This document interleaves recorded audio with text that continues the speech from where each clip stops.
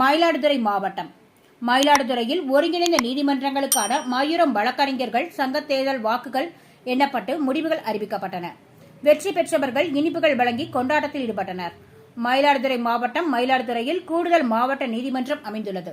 இங்கே மாவட்ட அமர்வு நீதிமன்றம் உள்ளிட்ட 8 நீதிமன்றங்கள் செயல்பட்டு வருகிறது. ஒருங்கிணைந்த நீதிமன்றங்களுக்கான வழக்கறிஞர்கள் சங்க தேர்தல் நடைபெற்றது.